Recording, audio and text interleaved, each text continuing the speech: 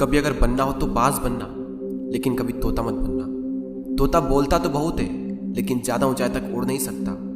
बाज बोलता बहुत कम है, लेकिन सबसे ऊंचाई पर उड़ता है, और बाकी पंछियों का राजा होता है एक बाज। आज मैं आपको 5 ऐसे पॉइंट्स बताऊंगा जो कि हर इंसान को बाज से सीखना चाहिए, और लाइफ की बहुत बड़ी लर्निंग है इन 5 पॉइंट्स में। पहला लेसन, ईगल फ्लाई अलोन। बाज अकेले उड़ता है और बाकी पंछियों के मुकाबले सबसे ऊंचाई पर उड़ता है। बाज अकेले उड़ेगा, लेकिन कभी भी चिड़िया और छोटे पंछियों के साथ नहीं उड़ेगा। बाज हमेशा या तो बाज के साथ उड़ता है या फिर अकेला उड़ता है, और इस समय यह सीख मिलती है कि छोटी सोच वाले लोगों से हमेशा दूर रहें और अकेले रहो, क्योंकि यही वो समय है जब खुद को जानने का असली मौका मिलता है।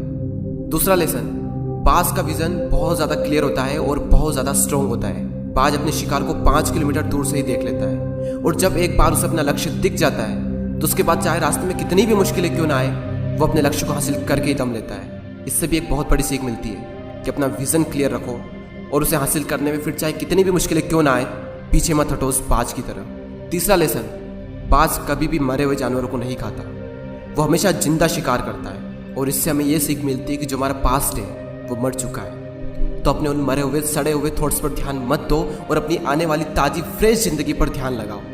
अपने पास्ट की पुरानी यादें जो तुम्हें तंग करती है उन्हें वहीं रहने दो जहाँ पर उसकी जगह है, और तुम्हारे पास्ट की जगह है तुम्हारे पास्ट में, उसे वर्तमान में जगह मत दो। क्योंकि एक बार अगर तुम्हारा पास्ट तुम्हारे प्रेजेंट में आ गया तो तुम्हारा पास्ट तुम्हें कभी प्रेजेंट में नहीं रहने देगा। पास्ट में तुम्हारे साथ कितना भी बुरा क्यों ना हुआ हो, वो सब यादें वो सब थॉट्स मर चुके हैं, और उस बाज की तरह बनो जो कभी भी मरी हुई चीज़ों को नहीं खाता। चौथा लेसन, जब आंधी तूफान आते हैं तो बाज बहुत ज़्यादा एक्साइटेड हो जाता है। जब बारिश होती है तो सारे पंछी छिपकर बैठ जाते हैं, लेकिन बाज को बड़ा मज़ा आता है। जब तेज हवाएं चलती है तो बाज उन हवाओं के सहारे और तेज़ी से ऊपर की ओर उठता है, और ऊपर उड़ते उड़ते इतना ऊपर उड़ जाता है कि बादलों से भी ऊपर पहुंच जाता है। और इससे भी एक बहुत बड़ी सीख मिलती है कि मुसीबत में मज़ा ढूंढो। और नेपोलियन हिल ने एक बार कहा था कि हर बड़ी चुनौती अपने साथ में एक बहुत बड़ा अवसर लेकर आती है। तो उस बाज की तरह तुम भी अपने अवसर को पहचानो, और जिस दिन तुमने अवसरों को पहचान लिया तो सारी मुश्किलें तुम्हारे नीचे होगी और तुम उन मुश्किलों के ऊपर होगे।